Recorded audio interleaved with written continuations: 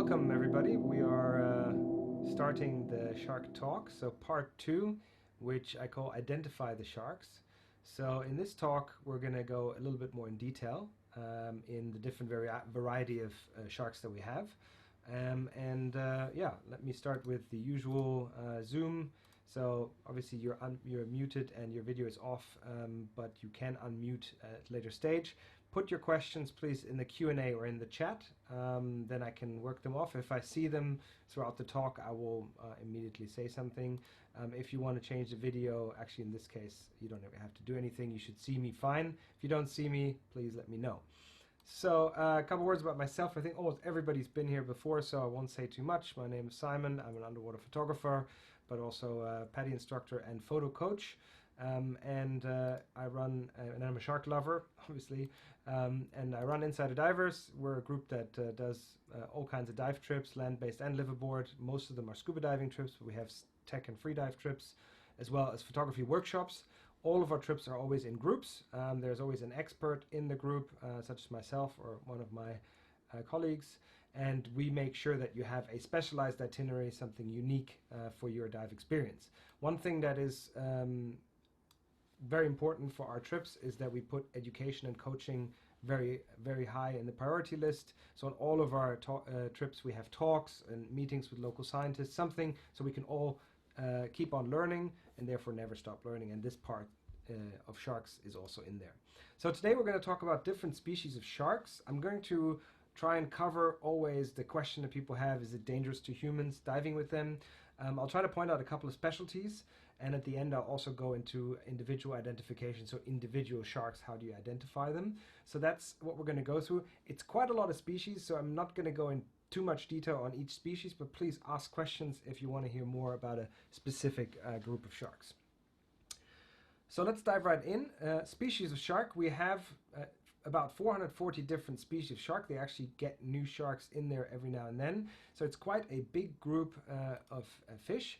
And the problem very often that many people find is that a lot of them look very similar, particularly the ones that we dive with. A lot of them look very similar, but they're different. So one thing I definitely want to achieve today is that everybody can differentiate the regular reef sharks that we see. In order to do that, we have to this time really look at all of the fins. So last time we only looked at dorsal, caudal and the pecs. This time we will also have to look at the second dorsal fin, the anal fin, and also the pelvic fin pair.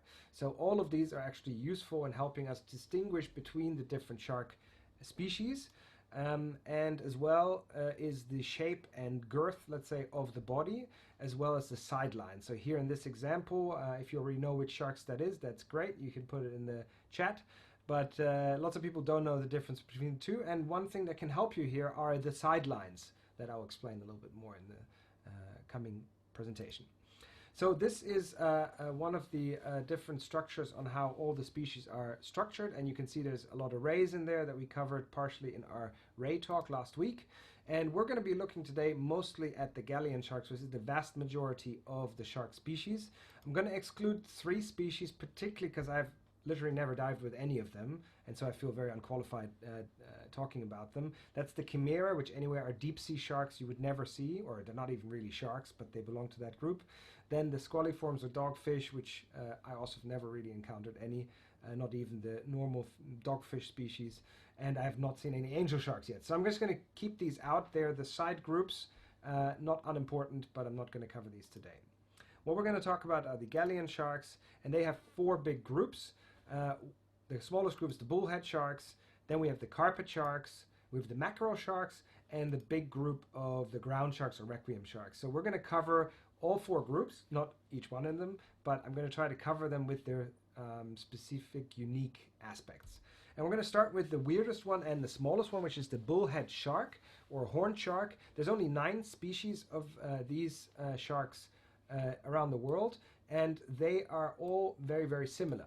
So they all live either in the Australian east coast and a bit on the south, or in the west coast of the Americas. That's the only places where you can see them. They do belong to the same string, and they are all reef dwellers, and they're all bottom breathers. So you remember from last time, if they're bottom breathers, means that they can sit on the bottom like this poor Jackson shark that you see here, and can breathe without moving. These sharks all live on the bottom, and basically their whole life is spent on the reef. Here's another one, which is the Port Jackson shark that I haven't seen in this form, which is a very beautiful variation of these. So they all have this unique eye shape on top of the eyes. That's why they're called the horned. It's the only sharks that have that. They also have all these unique teeth structures, which they use to eat their favorite prey, which is sea urchins. They can really mush these sea urchins up with these specialized teeth, and that is their main source of food. The other unique thing, I mentioned this last time, is that they have 2 poisonous barbs. This is particularly important when they're younger, so when a bigger shark would bite on top of them, he would get the poisonous barbs into his mouth. Essentially, that makes them completely different from any other, not only shark, but any other fish in the ocean, because poisonous barbs is extremely unusual, except for stingrays, which is a different kind of barb. The other thing that is unique about them is the way the eggs are shaped. So some eggs, we talked about this last time, come in these mermaids purses, but these ones come in this weird twist shape or corkscrew shape, which the mother uses to screw the egg into the reef or between the rocks, because these sharks live in very shallow water, so there's a lot of surge, and that protects the egg. And so that is one thing that's also very unique about them. Now, I have a couple of insider fun facts through here, and one is about the crested horn shark, also in Australia. Their favorite food next to sea urchins are actually the eggs of the Port Jackson shark, so another horned species that looks very similar. And here is a picture that's always mistaken as mother love, but that's actually not a Port Jackson shark right here. That is a crested horn shark that actually is eating a egg of a Port Jackson shark. So here's the fun fact for this group. So let's come to the next group, the bigger group of mackerel sharks. Mackerel sharks we would all like to know, because that's the great white. In here we have, of course, the most famous shark, but also they have a lot of things in common. Most of them are actually pelagic, which means they don't live on reefs. The vast majority of them spend the majority of their life in deeper oceans, and all of them have to swim to breathe, so none of them are bottom breathers. So here are some examples that I'll cover, and we'll dive right into it. But in total, there are 17 species of this group, and we're going to touch a couple of them. One thing why they're called mackerel sharks, well, you can see here a picture of a mackerel next to a picture of a mako shortfin mako shark. You can see the tail of mackerel sharks generally is shaped very similar. If you remember when we talked about the different types of caudal fins in the last talk, you can see mostly the top lobe is actually overpronounced, but with the mackerel sharks, they're actually evenly sized like a tuna or a mackerel. That's because they are extremely fast, and it allows them to accelerate and even jump out of the water. So great whites are known to jump entirely out of the water with their 7-meter bodies and be far outside of the water, so that means they can do jumps of like 10 meters. That is because they can accelerate so fast with their tail that is shaped for acceleration. That allows them to do that. So let's talk about the great white for a moment. Obviously, this is a very important shark because it's top of the food chain. This is the biggest toothed fish predator that we have. So there are bigger toothed animals like the sperm whale, but all the sharks that are bigger than him are actually filter feeders. So he is definitely the apex predator, and he is primarily pelagic. He will come to the coastal areas, but will still stay in deeper waters. He's obviously known to sometimes come into 30 or 25 meters of water, but you will never find him on a shallow reef, or it would be at least very rare. He needs to swim to breathe, so as long as you stay flat on the reef, you're pretty safe from him, and it can be up to 7 meters long. This is their favorite prey next to carrion. Actually, it's been recently found out that great whites live quite predominantly on carrion, so dead whale meat, for example. But in terms of live prey, their prime targets are sea lions and seals, and they attack them with accelerating with their crazy tail out of 50 or 40 meter depth all the way to the surface and hitting that shadow that they see. And here you can see the first jump out of the water where it's attacking the sea lion. That's also where the accident comes with swimmers and surfers, because when you're that far down, when you start accelerating, the shark can see us as a, let's say, similar form and might attack us. There is only one way to dive them, that is in a cage. There is no safe way unless you're a professional to dive with them. So throughout this conversation, I'm going to be pointing out what the dangers are of these animals and how you should dive them. So great whites, definitely don't do it by yourself. Should be handled by professionals. So make sure you also investigate who you're diving with, that it's a good operator, so it's a safe experience. Here's another shark I've unfortunately not been blessed with its meeting them, so I'm using other people's photos. This is the shortfin mako. This is an extremely pelagic shark, so even when you see this shark, you have to travel really far offshore, so 2 to 3 hours sometimes by boat just to reach the closest area where you can encounter them. So they're only in deeper waters, they're fully pelagic, they never come to the reef, and they're extremely fast. With 45 miles per hour, they're faster than many speedboats, and they're the fastest fish in the ocean. So that makes them extremely unique, and therefore they're kind of the top of the mackerel sharks because they're so fast that they can take over speedboats. They're also not really small, so here in this great picture by Sean Heinrichs, you can see that these sharks can get pretty big, so up to 4 meters. I think 4.2 is the maximum size, and because they're really fast, they can also they can have mistaken identity, so also something that you shouldn't dive alone, and you should only dive together with or snorkel with professionals in this case. Most of the time, in many countries, they actually do this in cages like in the US, but in some places you can do this safely, either snorkeling or scuba, but you should do this in company of professionals. Now we're coming to a much less dangerous animal, which is the sand tiger. And the sand tiger is the shark of many names. He's supposed to be called the sand tiger. Actually, here in this book, if you ever want to buy this book, I don't know if you can see this, Sharks of the World, yeah, all the shark species are in there. He is called the sand tiger, and so I call it the sand tiger. But in some countries, my presentation is lagging. Hang on a second. There we go. In some countries, they have different names. So in South Africa, it's called the ragged-tooth shark, and in Australia, they call him the grey nurse shark. Not to be mistaken with a nurse shark who's very, very different from this one. So the shark of many names is both reef and pelagic, so they're known to go at night into the currents and hunt there. They also hunt on deep reefs, and generally they're night active, which means during the day they're hanging out in these areas because they also need to swim to breathe, so that means they cannot rest, and the only way they rest are in these protected areas where they swim very slowly, like in my favorite dive site in the world, probably Southwest Rocks in East Australia, where you can have up to 20 or 30 of these 4.5 meter long sharks swimming around you. And if you look these guys in the face, I can tell you they're very harmless, so they're really not interested in any bigger prey. They're very docile and very calm. As far as I know, there have been no accidents with humans, and obviously he's a big animal, but this is a dive that I can strongly recommend and I think is fully harmless. Then we come to another guy. This is a very unique mackerel shark. This is called the thresher shark, and you can already see that the tail is the specialty here. If you've never heard of the thresher shark, then let me explain. The top lobe of the caudal fin is so long that it sometimes might be half of the body length of the thresher shark. And that is extreme adaptation to evolution. From my other talks, you guys know that I'm extremely excited about evolution and adaptations of animals to that, and this animal has developed this crazy long lobe to be capable of smacking fish unconscious. And because it's so unbelievable, I've got a little video here for you. I'm going to play that for just a couple of seconds. The thresher shark has one of the most brilliant tails in the underwater kingdom. Spanning up to the entire length of its body, the slender elongated top half of its caudal fin has evolved into something of an unusual but highly efficient hunting weapon. Using a whip-like motion, threshers are able to stun, maim, and even kill small fish prey. This technique is referred to as tail smacking and is believed to be the shark's primary method of hunting. So if you've never seen this before, I just love this video because it's so unique how the animal has adapted to just using his tail as a whip. The thresher sharks that we can see, so in Malapascua is the most famous place in the world to see them, but there's also Kalimantan, Indonesia.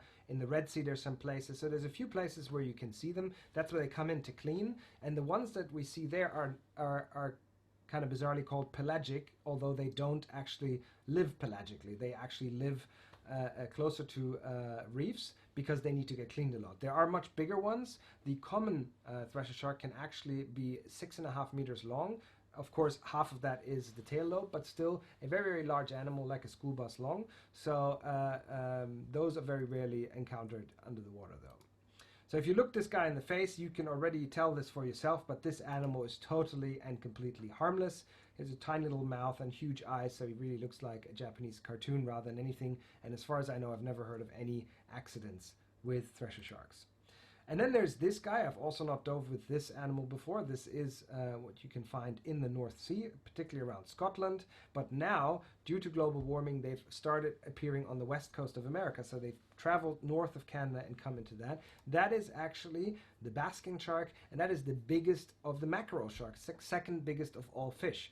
This is, when you see him from the top, that's looks very similar to a great white. You can see the shape is similar, but he's a filter feeder, and I'll talk about it a little bit more later. But the interesting thing is that this filter feeder is not related to the whale shark. The whale shark and this shark came to this filter feeding process in their own evolutionary ways. But I do want to point out why you can see that it's a mackerel shark. If you compare the fin and tail and pectoral structure and also the dorsal fin, you can see that they're very similar to a great white.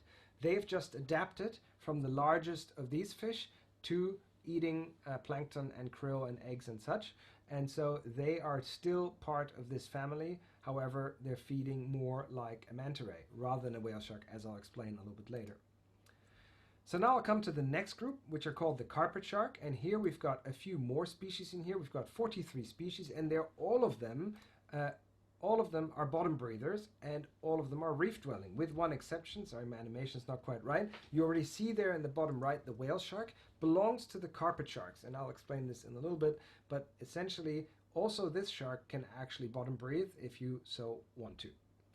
So they're all bottom breathers, and most of them are reef dwelling. Obviously the whale shark isn't, but all the others have developed and evolved to be bottom feeders. So here we have an extreme example of a bamboo shark. They just live on the bottom. They've actually developed these crazy appendages, these bristles on the nose area that allows them to search for food. Even when they're babies, they come out and all they do is live on the bottom.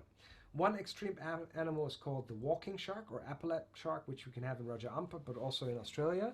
And this shark barely ever swims. He literally just walks on his legs and only feeds on tiny things that he can find on the reef. To the extreme that this one species that we can find in the Great Barrier Reef actually can walk above land. So he can walk out of the water from one puddle to the next, storing water in his gills, in his mouth and his gills, allowing him to walk several meters over the reef. It's not exactly a comfortable walk. He's more like sort of lopping himself over, but this allows him to hunt in shallow waters, in pools where small animals are stuck with the low tide. Obviously, one of my favorite is the wobbegong. The name is already super cool, but this animal is also so highly adapted to its habitat. So we've got several. We've actually got 5 species, but there are 2 that are the main groups. One is the tasseled, which is what we see in Raja Ampat, Timor-Leste, these areas. And the other one is the ornate, which we see more in Australia. And the reason I wanted to point this out is because I love the way they've adapted differently to their habitats. So here's the tasseled wobbegong on a typical dive in Raja Ampat, and you can see he's very, very multi-flecked, and he's got extremely many bristles on his face. This is so that he can be on a very colorful reef, non-conspicuous, a colorful reef like we have them in Indonesia. Whereas the ornate wobbegong is more adapted to more like rock and sort of rocky reef type structures. You can see the pattern is very different. It's more camo style rather than what the tasseled wobbegong has. So both of these have adapted to their very specific areas where they live. There's one more that I found really amazing, that I found this right off the beach in Sydney. This is the spotted wobbegong. It's the biggest species, and again you can see the pattern is different on the body of the shark, adapted to the habitat that he lives in. So that's very, very interesting that sharks over time have evolved to look like their habitat. Where can you find them? Well, if you're diving in Raja Ampat, you should really find them. So you want to look under areas of glassfish. That's always a great spot where they hang out. Under ledges, but definitely every glassfish, you want to look in the area. That's where they live, because that's where they are not seen, and that's where they hunt like this. So this is in super slow motion. You can see they burst out of the bottom and will snap up a fish. That is why, although they look pretty harmless, and they are generally, you can say, harmless, I wouldn't say that they're super harmless, because there are incidents where people have gotten their hand right in front of the wobbegong mouth and have had accidents which are actually quite difficult because the mouth snaps shut and then they're quite difficult to remove. So I'm going to call this handle with care, but you can definitely dive with them. They're harmless, but don't stick your hand into their mouth or in front of their mouth. Then we've got the tawny nurse shark. That's really a character. The tawny nurse shark lives in all temperate seas, is generally a bottom breather and a reef dweller, but he doesn't necessarily live on the reef. So he can also move in the water column. He's basically in between chairs. He's not extremely adapted as the other carpet sharks, but can sit on the bottom and breathe down there and eat also both crabs and these kind of things, as well as mollusks, because he also has similar teeth like what we had earlier with the horn sharks. So a row of teeth going in rather than teeth replacing themselves. This is a row of teeth or a tongue of teeth going into the mouth that allows them to crunch down on hard-shelled animals. And as you can see in this picture, totally harmless. There are many dives where you can dive with them. The most famous one is here in the Maldives, and literally they sit down next to you, totally harmless. But I have had it one time where in a place where you don't encounter them very often, one of my guests got slightly bitten. It was more like a scratch, but my guest was very proud because he's actually had a shark bite on his hand. But yeah, essentially they are really harmless, but make sure you, again, don't put your hand right into their mouth. There's another shark, and I have to apologize, I don't have a picture, although I have dove with them because I didn't have my camera then, so I borrowed some pictures from the dive shop where I was. This is called a zebra shark, and actually in some places they call it a leopard shark. If you look at him, he doesn't look like a zebra shark because he's got spots, so I would say leopard is true. But again, in the Bible, Sharks of the World, it does say that this is called the zebra shark, and the leopard shark is actually this, which is a species of catfish that we're not touching on today. That is actually the leopard shark, and the reason the zebra shark is called zebra shark is because when they're juvenile, so when they're born, they actually do look a bit more like a zebra. So they have this white-black coloration, which allows them to basically distract their predators by wiggling, similar like other fish, and so therefore it's called a zebra shark. And this zebra shark is also reef dwelling, which means can sit on the bottom, can breathe on the bottom, but will swim in the water column, so will not be exclusively only on the bottom. And that makes the relation to the whale shark, because the zebra shark is actually the closest evolutionary relation to the whale shark. And now I mentioned this earlier, I was going to explain on this. The whale shark, being the biggest fish in the world, didn't develop like the other big fish that we have. He developed from the bottom breather. So he developed from the reef-dwelling from the bottom-dwelling reef sharks that were breathing at the bottom all the way to this always pelagic shark that he is today that can reach up to 15-meter length. We still see them. Supposedly the biggest that was ever measured was 18 meter, but today if you find somebody that's 14 meters, that's already special.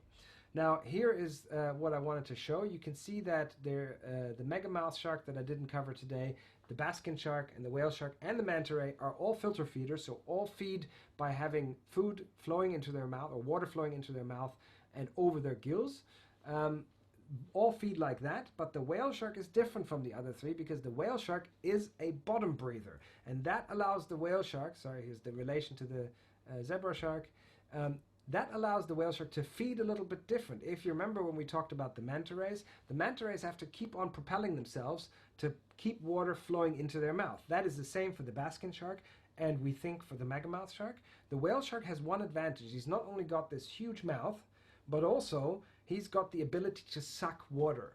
Essentially, the same thing as all bottom-dwelling sharks, can suck water in to breathe, but also to feed. So when a whale shark has a particular rich source, then the whale shark actually can stand vertically in the water column and just suck in water and breathe at the same time. So that's what makes him different, and that's maybe the reason why he's been able to grow this large, because he does dive a little bit more, or he feeds a little bit more comfortably. Sorry, Michael's asking, how do I size image to my phone? Ooh, I'm not sure about that, Michael.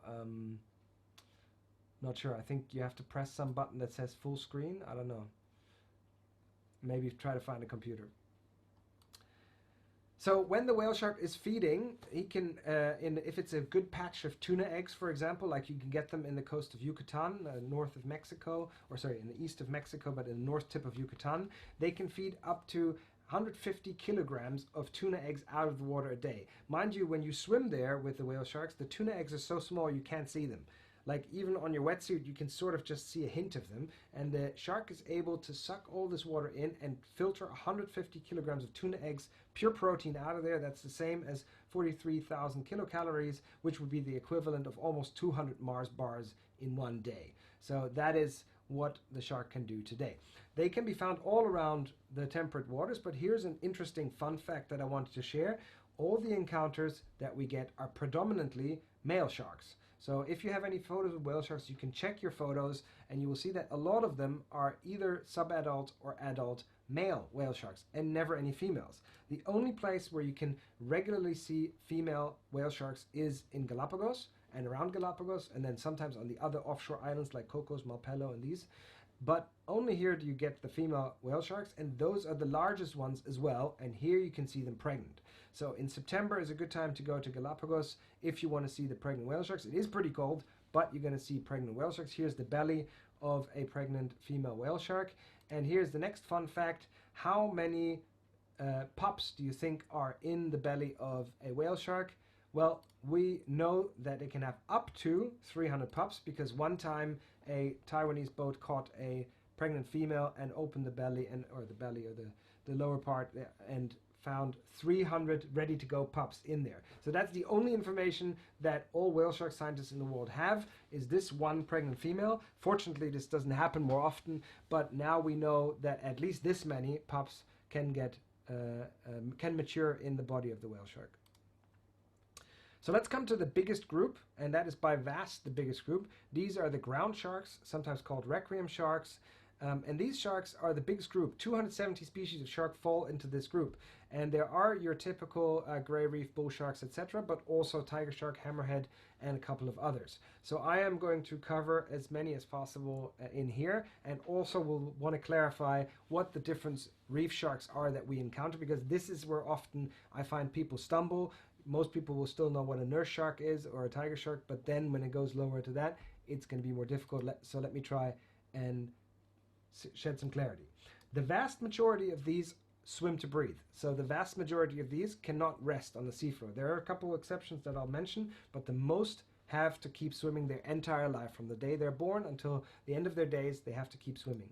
Also, they are mixed, reef and pelagic. So a lot of them live only on the reef, others live reef and pelagic, and others are pelagic only. So very, very wide spectrum. And here is one of the most famous and easiest to identify. This is, I hope you know it, the tiger shark. The tiger shark is clearly identified by the stripes on the side. It's a picture of my friend Marie, and I always told her the first time you're going to see a tiger shark, you're going to know it's a tiger shark. And that is really the case, because these sharks can be up to 6 or even 6.5 meters, almost the size of a great white. And when they come with their huge head, you definitely will recognize them. But even if you don't recognize them by the shape, you are going to recognize them by their stripes, which are unique, and you can see here very clearly that there is stripes on the side. So they swim to breathe, so they never rest, they're always ongoing, and they can be found on reefs as well as pelagic, and they are actually known to travel extremely long distances. So they can be found in all coastal areas of all temperate seas, but also the open ocean, because they travel, they're very smart. So here is one tagged tiger shark lady, it's called Kalema, which in less than 1 year, so in 3/4 of a year, traveled all the way over the Atlantic, all the way to the coast of Brazil, spent some time there, and came back to Africa. So this is just one tiger shark example. There are some other tiger sharks, I couldn't find the map for it, that have circumnavigated the globe in a year. So tiger sharks can be everywhere, and that is because they're extremely smart, and they can remember where there are food sources. So this is a very specific situation. If you haven't seen this video, which is a great BBC video, I think there's one from Nat Geo as well, where these tiger sharks come to a specific island, which is on the sort of far distant chain of the Hawaii Islands, and there a certain type of albatross give birth, and the tiger sharks arrive just in time when these albatross start practicing to fly. And as you know, maybe albatross have a hard time getting into the air because they're very heavy, so they pick up these birds when they're falling into the water, and the tiger sharks come there for these specific 2 weeks of the year, and then they keep traveling. So tiger sharks are extremely smart and able to live anywhere around the globe. They are also not afraid of anything. So a tiger shark will most definitely approach you if he's interested in you. So here's a picture in Fiji. That's a famous dive that you can do in Pacific Harbor, where they supplement, so shark feed. And these tiger sharks get feisty. You have to be very careful around them. They have some of the most intense weaponry. I talked about it in my last talk. Available. They have teeth that can cut into turtle shells, so you do not want to mess with them or around them. If you get the chance to dive with them, amazing experience. You should feel comfortable in the water, but you should most definitely not do this without support by professionals. So make sure you know who you're diving with if you're in an area where you dive with tiger sharks. So here's my first fun fact about tiger sharks, that seagrass apparently grows better when tiger sharks are around. So in different areas of the Bahamas, and also in, I don't remember where the other area was where they investigated this, they noticed that grass grows better because tiger sharks eat the typical grass eaters like green sea turtles and dugongs. And so wherever there are tiger sharks, there's a bigger cover of grass. Not very useful information, but a funny information. The other thing that's interesting about tiger sharks is that they are known to have extremely many pups, because the vast majority of the ground sharks don't give birth to that many pups, because they all give birth to live pups. They usually only have 6 to 8 pups that they're giving birth to. Tiger sharks can have 30 up to 80 pups in their bellies, so they're extremely capable of reproducing, and they also have a relatively short period that they're pregnant. Let's come to the hammerheads, which don't really seem like they belong into the same area, but you remember this group was called ground shark, and that is because they're actually shaped to swim close to the bottom, and the hammerhead has taken that to the next level. This is the 9 different species of hammerhead, beginning with the bonnethead shark and ending with the winghead hammerhead. So these two show you how basically the head of the hammerhead started expanding, and you remember we talked about the ampullae of Lorenzini last time. So these sensors that the shark has in the front of their mouth just expand with time, with evolution. They've broadened out, allowing them to have a very detailed detecting apparatus for any animal that's hiding in the sand.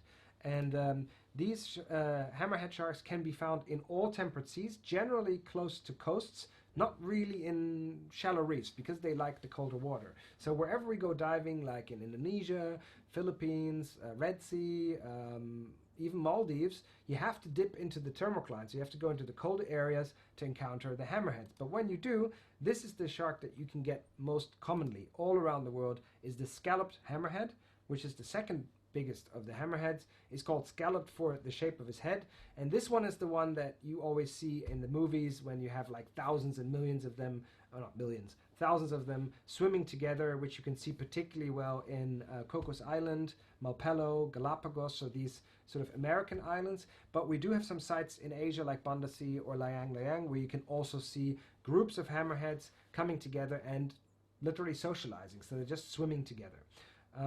The difference is the great hammerhead. Again, not my photo. I forgot to put the source here. I see that. This is the great hammerhead. And as you can see already from the photo dimensions, it is a much larger shark. So the scalloped hammerhead can reach about 3.5 meters. The great hammerhead can be 4.5 to 5 meters long, but also they are shaped a little bit differently. So this picture only shows it a little bit. Is the difference in the shape is in the dorsal fin. So the dorsal fin, I'm going to show you the photo. On the top part of the picture you see a scalloped hammerhead, and on the bottom part you see a great hammerhead, and you can see that the great hammerhead has a real clean sickle, and that sickle essentially is the big difference. There also is a coloration difference. Great hammerheads are darker colored and they don't school. So if you get a school of hammerheads, you know it's a scalloped hammerhead. If you get a single shark, then you just have to look, but most likely, unless you're in the Caribbean, you're going to see scalloped hammerheads rather than a great hammerhead. Although great hammerheads been seen all over Asia, in the Maldives, in Palau, everywhere. They have seen great hammerheads occasionally, but they travel alone. Just to say about how dangerous it is to dive with them, well, I think scalloped hammerhead are truly and fully harmless. They really are shy, and if you ever dive with them, you'll see they won't come very close to you. Great hammerheads are known to frequent feeding areas, so where shark provisioning is happening, for example at Tiger Beach, Bahamas, or Bimini. So in these areas, the sharks are familiar with being fed, which works generally without complication, but it is a large animal and he's used to getting food from humans, so you definitely need to be careful when you dive around great hammerheads. Also, he's top of the food chain, so he hunts other sharks sometimes. So there are videos of great hammerheads eating gray reef sharks, for example, and so you want to make sure that you keep your eyes on that animal all the time, but there are very few injuries with humans as far as I know. Okay, let's talk about a confusing pair. We've got two pair of tips. One is the white tips. So on the left you've got the reef white tip, on the right you have the oceanic white tip.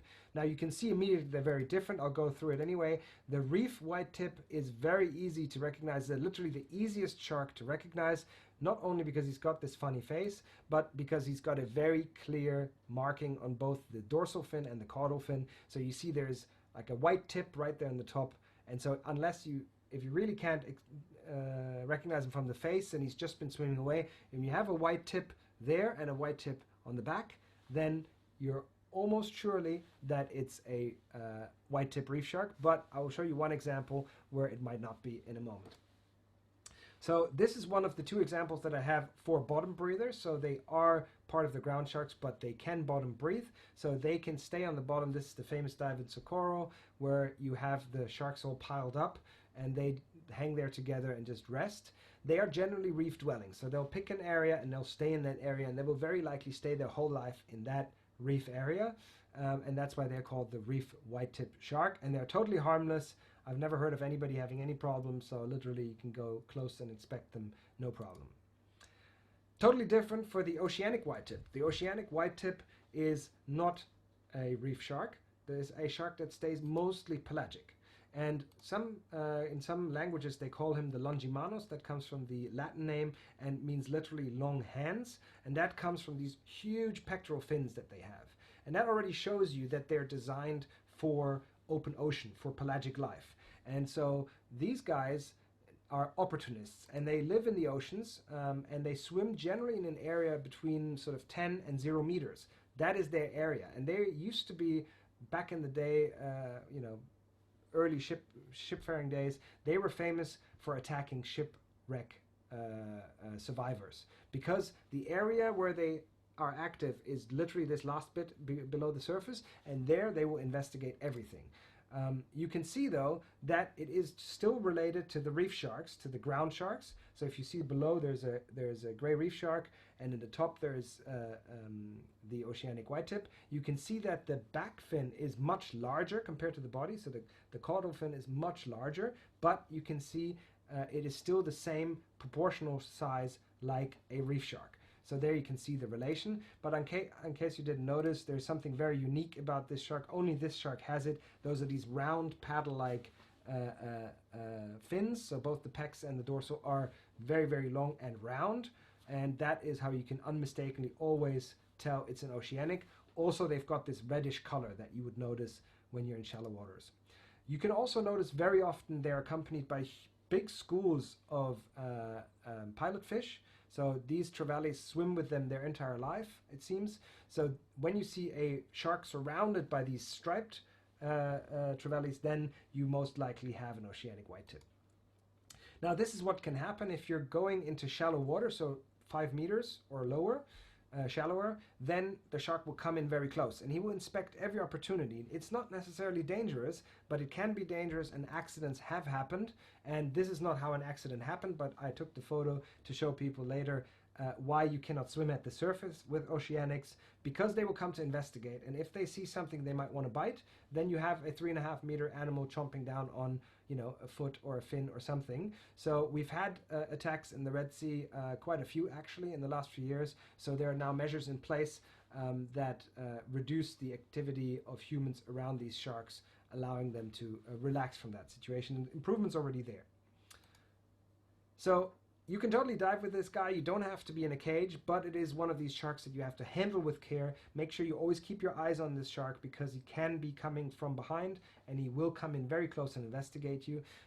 We have actually, very soon, we have Elke Bojanowski joining us. She is a oceanic white tip researcher, who lives in the Red Sea, and she's going to give us a talk specifically about oceanic whitetips. So make sure you check the schedule. I think it's in next week. Oh, sorry, 2 weeks. And make sure you join that talk. I've seen it before. It's a really good talk about specifically oceanic whitetip. Now, one fun fact for this guy as well, this shark is known to follow pilot whale pods. So, for example, in Hawaii, people always tell me that there are around pilot whales. Other places in the world where I've swum with pilot whales, they always tell you, make sure you watch out for these oceanics. And the reason is they really like the pilot whale poo, which is full of squid chunks, and they apparently really like to eat that. So when you ever get the chance to see pilot whales, once they've passed you need to keep an eye on the sharks that might pass behind, because these sharks are aggressive. So these are the whitetips, just to see the comparison, right? They're totally different. One is a reef dweller, one is pelagic, one is a bottom breather, one is not. So you really shouldn't mix that up. If you really can't remember, I, in the beginning, used to remember the O for oceanic, yeah, is kind of like the round shape of the fin, if that helps. Now come to the gray reef shark. And the gray reef shark is the most complicated one because there are so many sharks that look like him. So the gray reef shark, for starters, is a reef-dwelling shark, so it lives around reefs and is also very territorial. They swim to breathe, so they can never rest, which is why we've got many places like Maldives, French Polynesia, Palau. There's lots of places in the world, even Raja Ampat, where you can see reef sharks that are hanging out in the currents. But because they're territorial, they stay in the same area, which means you can kind of predict where they're going to be if the current is right. And this territory they actually are going to defend, not necessarily against you, but against other sharks or other animals. They will defend that territory. So there's a famous stories of the 700 sharks from Rangiroa, and these 700 sharks are always there. So it's a fixed population. They don't travel, so that's why they're reef sharks. And this is the most common shark we can encounter in Asia, because they are not really afraid of us that much. And because they come together in groups, they are the best shark that we can see, or the best chances that we have to see in most parts of Asia. Now, how to identify them? We always get confusion because, unfortunately, the dorsal fin is totally useless. Here you can see this gray reef shark has sort of a white tip, not really a tip, but sort of a slanting line there. But here, this one, you can see barely has any line at all. And they also don't have any markings on their pecs. And this guy has nothing. So you can see that the dorsal fin is of no help, and gray is quite a common color, so really we can't really say anything about the color. So what we need to look at here are, like I mentioned earlier, we need to look at all of the fins. So pelvic fin, anal fin, second dorsal fin, and caudal fin, all of them have black markings and solid black markings. Then you know it's a gray reef shark. Even when they're born, they already have these markings. And you can see, for example, this baby, which can only be a couple of weeks old, already has a part of that white line on the tip. So you can see that the white tip doesn't grow with age or anything. It is a pigmentation. Same, for example, as this, you see right under the gills, there is this black pigmentation.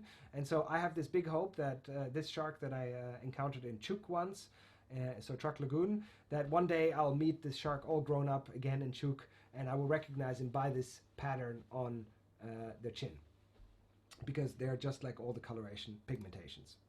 So fun fact about gray reefs, they're generally careful and calm animals, but when there's food involved, you got to be really careful, because they will fight everybody and anything for their food.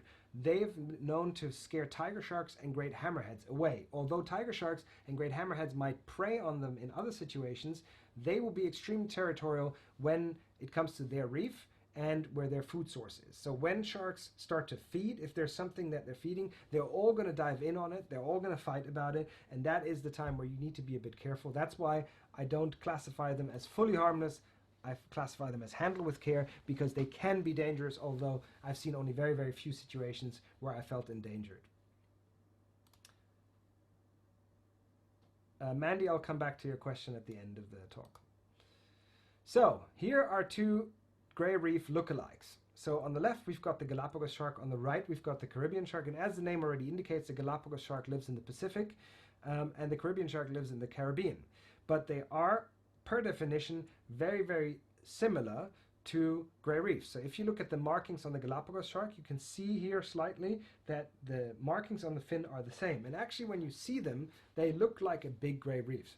Now I've never seen a Caribbean reef shark. I haven't dived in the Caribbean yet, but the Caribbean reef shark also seem to me very, very similar to the gray reef, but they are also bigger. So my impression is that gray reef sharks have expanded their territory and then locally adapted slightly, but the Galapagos shark is also sometimes sighted in Asia, so it's not a good explanation. There are just some that have these very, very similar features like the gray reef, and you're just going to have to learn to identify them. I can tell you, when you see a Galapagos shark, you think it's between a bull or a gray reef the first time you see it, but once you see how they swim, you realize that it is its own species that you can recognize. Another guy that I counter the gray reef lookalikes is the silky. The silky is a pelagic shark, so mostly is pelagic, and you can see is more adapted to pelagic life than the gray reef. So the shape here, this is shot with a similar lens, is much thinner, the head is much flatter, but also the fin has moved further to the back and is, in proportion to the body weight, body size, much smaller. So the silky is a, I would say, pelagic adaptation of the gray reef to the high seas, and can be found next to offshore reefs, like in Socorro is where we encountered this, or some areas in Florida encountered them. So you can encounter them in all temperate seas around the world, but they're more pelagic than other reef sharks. This is another shark that I haven't had the luck to see yet. This is the blue shark. Also looks like a kind of a goofy version of a gray reef. They are fully pelagic, so you can find them where you find the mako sharks, so out in the blue in the currents. They are very, very fast, not as fast as the makos, but very fast. You can see the fins are fully adapted to the pelagic life. You can see here the fin is even further back than on the silky, and they do seem to have a blue color, as you can see in this photo from Charles Hood, that they have a blue shine on the back. You can see here very well how this small dorsal fin is just further back on the body than in others, and generally you can see that they're very inquisitive, that they come very close to humans, but accidents seem to be very rare, so I would classify them also as harmless. Here we come to another guy. I posted a picture of that in the group, and people had troubles identifying them. Some people did. This is the silvertip, and the silvertip looks like a bigger gray reef with a darker body. But what's really unique about him is these markings on all the fins, actually. So you can see here on the dorsal fin, that is kind of similar to one of the gray reef pictures that we saw earlier. But you can see on the pecs and also on the caudal fin, there is a white line, and the body color is also darker. Now, if you look at, if you look at the picture here,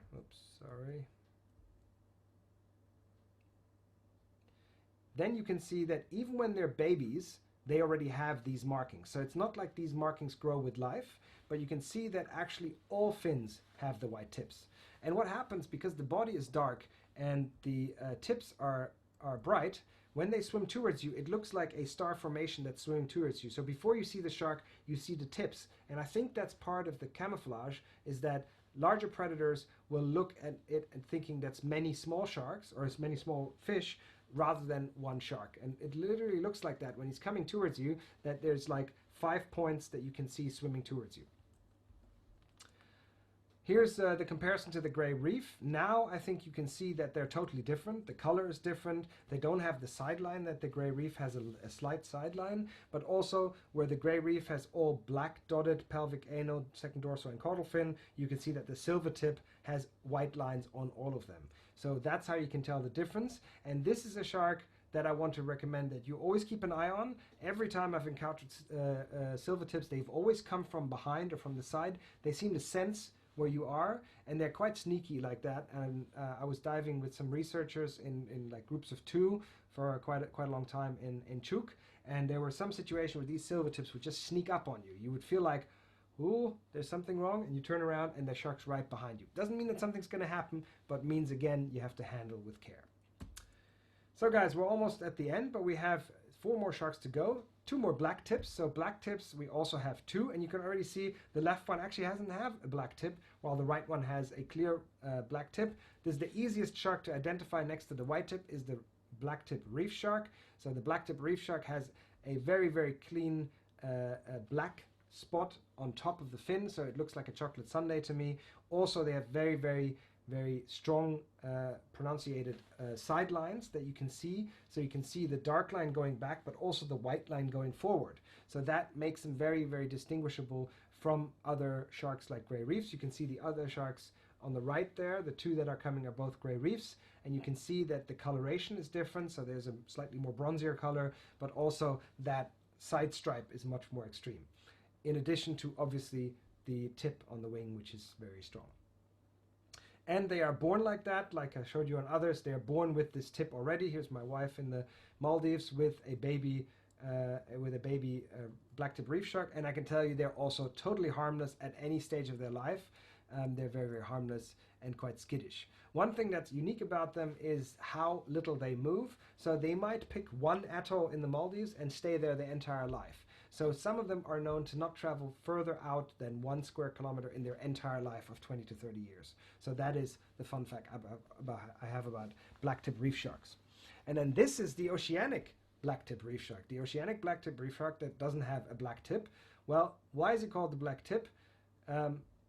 It's because of the black tips below the pecks, but actually almost all sharks in the ground shark species have these black tips, so that's not very useful. It doesn't help us at all. Here's an example for the gray reef from below. You wouldn't actually be able to tell the difference except for the size, but the Oceanic black tip doesn't really have good markings like that. So what you have to look at here is the body form and again the lateral line. So if you look at this, you can see that the coloration is different. You can see it's got actually multiple of these lateral lines, and the tail, the caudal fin, doesn't have the ongoing black marking. So the Oceanic black tip actually has a black tip on the bottom lobe of his caudal fin. That is essentially what is a defining mark. But the easiest for you to recognize, if it has the same markings like a black-tip reef shark, but is much larger, then it's an Oceanic blacktip. So this is what they look like. You can see these lines are extremely strong, and you see also this guy doesn't have a black tip on the top, so that is easy to make the mistake. But once you see them once, you will recognize this side pattern very easily, and you will recognize the next time you see them. They respond to opportunistic situations. Like here in South Africa, there's a great dive where they provision with, actually they don't really give out food, they just put a bucket into the water that has fish inside, so the sharks are attracted and swim around, and they're extremely gentle and extremely, seems friendly almost, but still a large shark, can be 3 to 4 meters, so you need to keep your hands together or keep them on the camera. So you can see here the diver is doing the right thing, keeping the hands together, and then nothing should happen. Wouldn't say completely harmless, but handle with care category. Fun thing about the Oceanic blacktips, they're actually not called Oceanic blacktips. Everybody calls them Oceanic blacktips, but that's not actually true. They're just called blacktips. And the other one is called blacktip reef shark. So that is because they're not actually fully pelagic. They actually live in coastal areas, and they can be pelagic as well. So that's why they're not really oceanic, because they also live on the reefs. Therefore, when you say blacktip shark, actually that's this one and not the reef shark. So the Oceanic or just blacktip shark is in coastal areas, has the larger bodies and the sidelines, whereas the blacktip reef shark has the is the reef dweller, which is always on the reefs, has the clear marking on the tip, and is actually the smallest of the ground sharks that you're going to encounter on regular dives. Two last to go. I didn't really fit into this category anywhere. This is the lemon shark. The lemon shark is quite unique because he's a bit different shaped face. So if you look at the face, it's slightly different shape. Also different to all the other ground shark, doesn't retract his teeth into his gums, so his teeth are always a bit showing. So here you can see two sharks. They are also living in coastal areas, and this is the second one of the ground sharks that I'm aware of that also can breathe on the bottom. So bottom breathing sharks, they can rest on the bottom. They will do rest on the bottom as well, but they're also as comfortable in the entire water column. They're quite big. They can be up to 3 meters long, big, but they're generally quite gentle, which is why they're very popular for real shark feeding in Florida, for example, but also in Bahamas. They look pretty horrid when their teeth come out like that, but they are generally quite predictable, is what the handlers say. So the handlers say, you know, a tiger shark or a bull shark is much feistier, much harder to handle than a lemon shark. And that was also my impression when I did this dive or I did like several days of diving here, and I felt that they were eating their food source, but they were not accidentally snapping at humans, etc., what we've seen in other places. Daryl, this is a really good question. I don't know why they're called lemon shark, but I will look that up. I should know that. Here's my insider fun fact for the lemon shark. There's actually a difference between the Atlantic and the Pacific,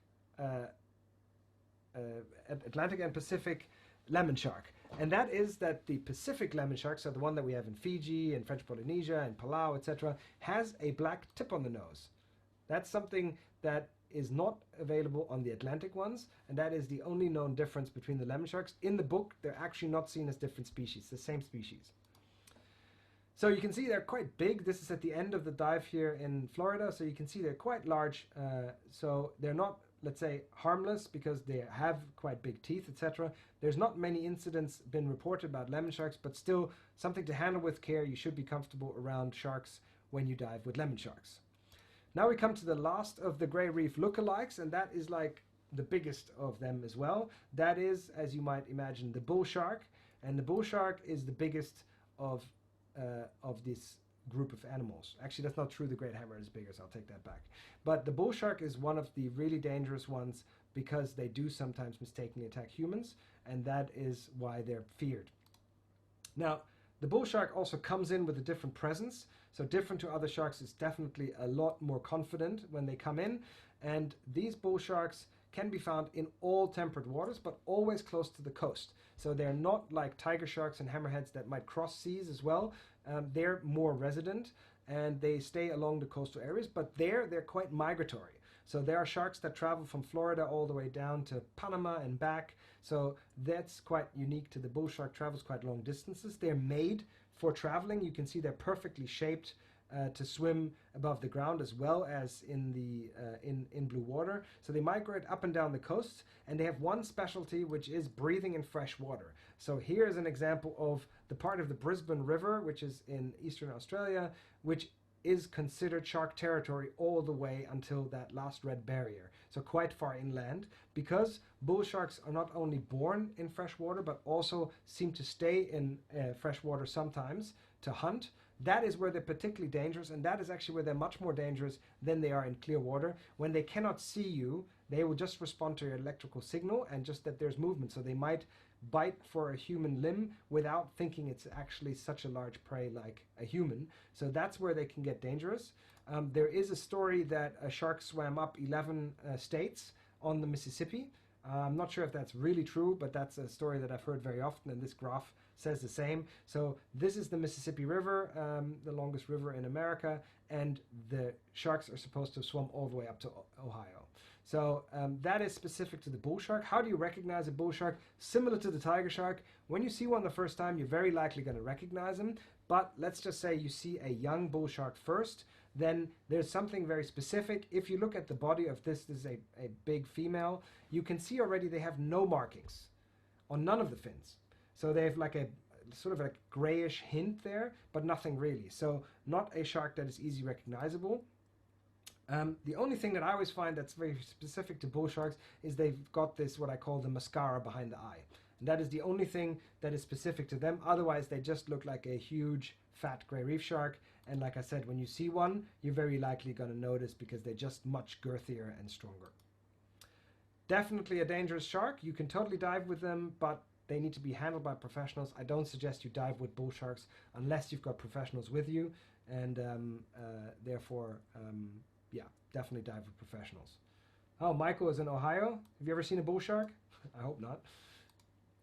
Okay, just a couple last slides on how to tell individual sharks. They're quite hard to identify. Whale sharks are actually easy. Whale sharks have this patch over their pecs, which is unique to them, like a fingerprint. If you look at the pattern as it continues to the right side on the body, you can see that's even, but above the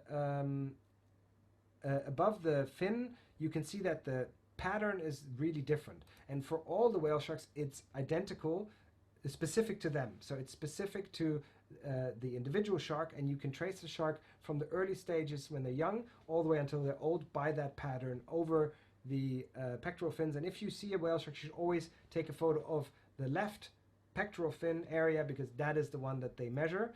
And so that's the way how whale sharks can be ID'd by photo. But of course, the more information we get is when they get tagged professionally by researchers, because this allows us to follow around with sharks, so they can get these interesting patterns of whale shark movements. So you can see 2011 what the shark did, 2012 what the shark did, etc. And that is essentially all done by GPS tags. Here's one example of 2 extremely long swims by whale sharks before the tags died. You can see crossing the entire Pacific, our biggest ocean, in one go. You can see relatively straight line. That, of course, is only possible when we have a GPS tag. So this is one of the many things that Elke will talk about in her talk. These are the tips of the oceanic white tips. Oceanic white tips don't have much research volume, so they only can be tagged visually. So she will take photos and take everybody's photos from the different boats and analyze them, and found out that the dorsal fin markings are actually individual. So she has a way to look at these and structure them individually, so she can trace oceanic white tips in the Red Sea. And her population of Red Sea sharks are all resident to the wider Red Sea, and they resurface on these areas where divers encounter them, which is Daedalus and Brothers, but not many other sharks, not many other spots. There are some down there in Fury Shoal, St. John's, Satire area, but then you can see these sharks are all in that same area again and not in the others. So although they're pelagic, they stay on these offshore, like in the wider area of these offshore reefs, and that is where you can find them. The last one I wanted to mention is how individual great whites can be identified, also with the shape of the tail. So the shape of the tail seems to also be unique. They have certain cuts and structures in there that seem to grow, not grow out. So they might get further injuries or scarrings, etc. But this is the same shark. It even had a tag for a few years. But you can see that the structure of the fin is always the same. And again, with that, they can be recognized. And this was a famous story that was in the press a lot in the last 2 years, which was Ocean Ramsey encountered this huge female great white. And then because the only thing how they can be identified is this fin, there was a lot of discussion of which female it was. There was like Deep Blue and another one, and they were always debating which one it was, but it's definitely one of the largest great whites ever have ever been filmed or photographed. And you can see also she's pregnant. So yeah, that is that big famous shark.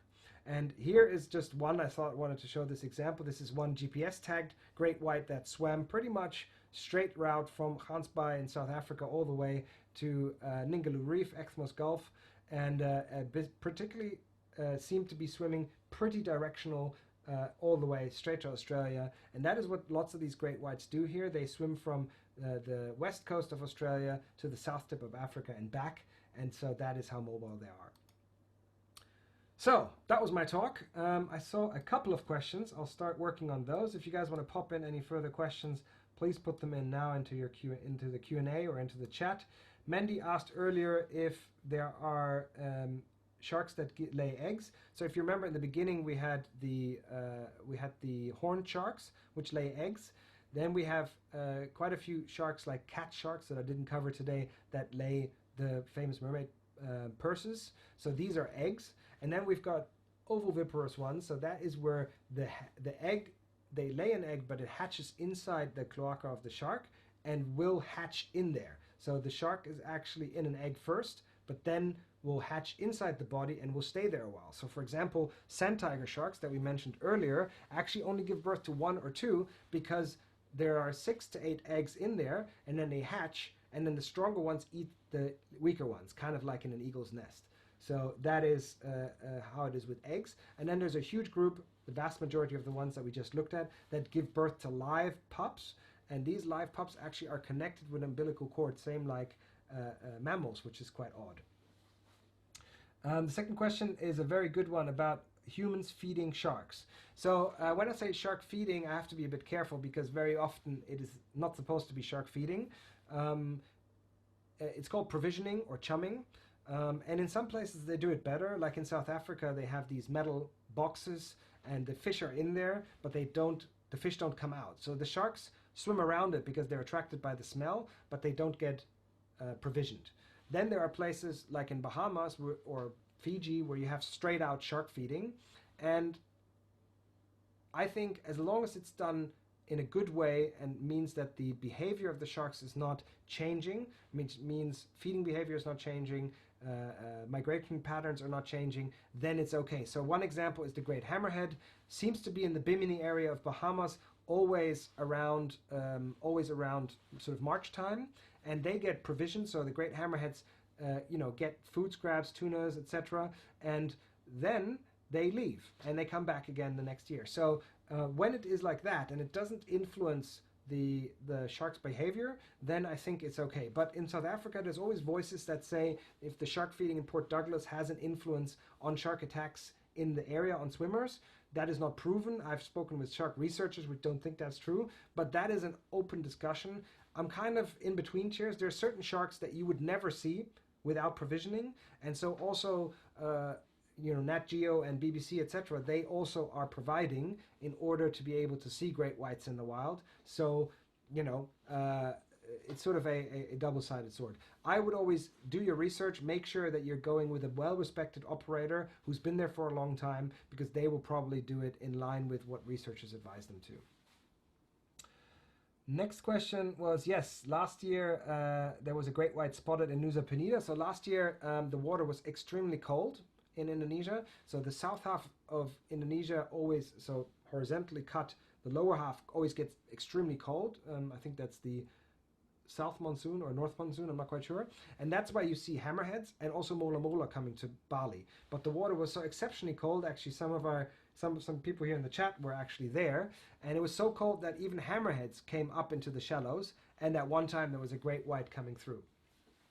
It's not global warming per se, because actually the sharks like colder water, and the water was extremely cold. So what I think was the shark was just coming by, because great whites live in all the oceans, and the water was cold enough for him to get close to shore in Indonesia, which he normally does. So I don't think that particular case has something to do with global warming. Also, the people who were diving there from our group, they were saying it was so cold, much colder than the other years. So that's why I don't think that particular part is global warming, but other things are. Julia is asking if I've ever been in the water with a great white. Yeah, I've done the cage.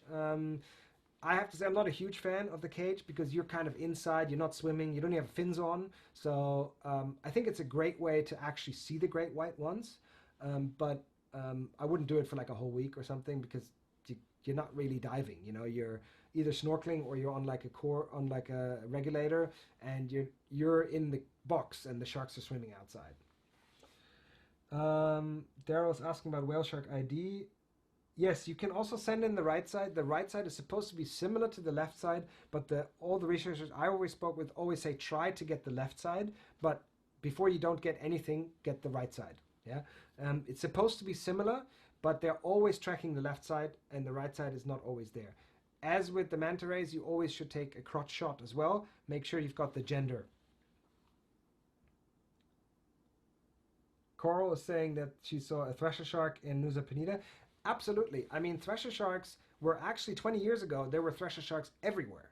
It's just that because they've got really long fins and because they go for small bait, they're quite easy to fish. So they're often bycatch, and they've been fished with long lines quite dramatically. So the thresher shark, all three species are critically endangered. They're all on the CITES Appendix 2. So they're extremely endangered due to overfishing. So they would and should be everywhere where we go diving, and there are still places where we can see them, but in the vast majority of places they're gone. They've just been fished away. So yeah, they should be seen in Nusa Penida and other places in Indonesia, as a matter of fact.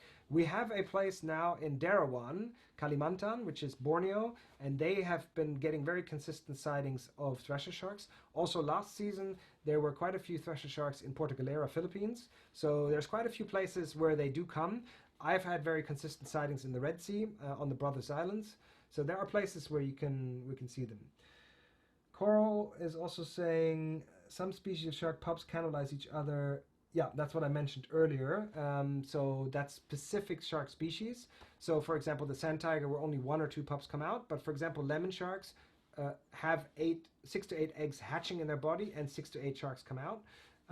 And the 300 pups with the whale shark, well, we don't actually know anything about the 300 pups. All we know is that one whale shark that got caught, and that belly was full of these whale sharks, and the whale sharks looked at different stages ready to go.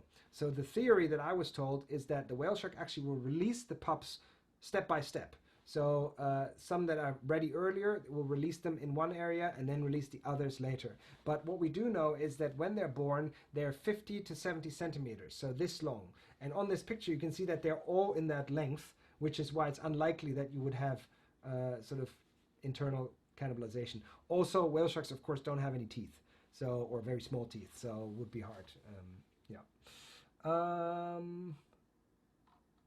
Any other questions? Teamwork for hunting, Jose is asking. In my last talk, I talked about that a little bit. So reef sharks generally hunt, not strategically necessarily, but they're all going over the same reef. You really have to look into the 700 sharks of Rangiroa. It's really amazing footage. But essentially what happens is they swarm the reef in the dark, and they will go very close to the reef. And when one detects a fish and attacks it, they will all huddle up on it. So essentially it's kind of teamwork, because one brings them up and they all sort of feed. But when you see how they feed, doesn't look like teamwork. It's one, everybody tries to get as much as you can, and they're very, very brutal with each other. So sometimes you see sharks with scars and stuff that are not from mating, but they're just from hunting together.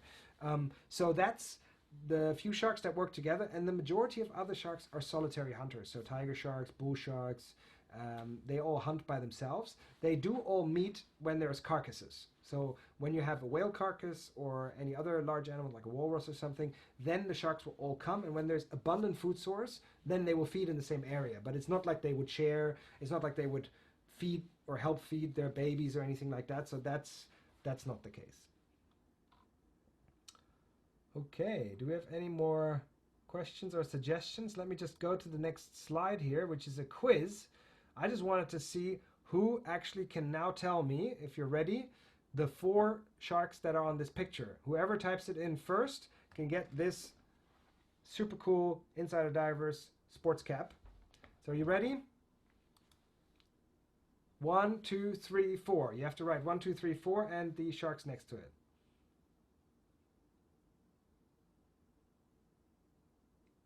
No? Come on, guys, you should know this now. Anybody? Okay, Julia got one, but you need to do all of them.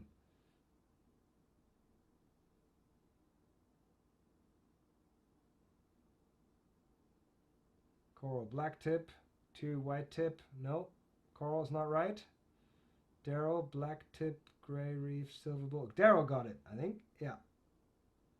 Daryl got it right. So 1 is black tip, 2 is silver tip, 3 is gray reef, and 4 is bull. No, Angie, no silky here. So remember, guys, look on the 2. You can see the long white lines along the fins. That makes it a silver tip.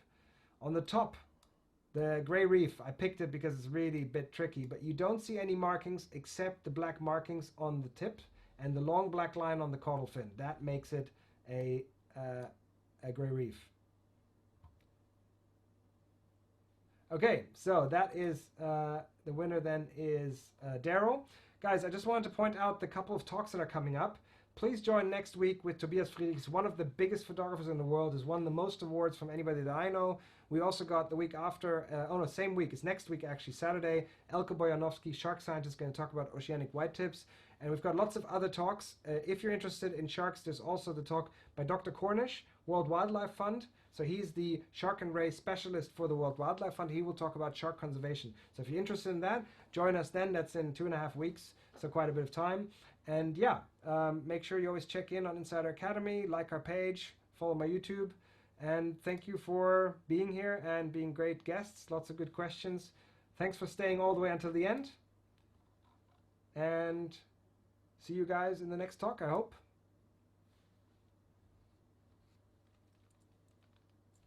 Bye, guys. Bye, Raoul, Amy, Mandy, everybody.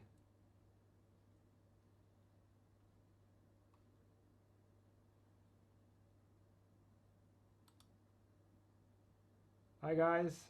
Thanks so much for coming. Have a good evening. Good day for those who are just waking up in America.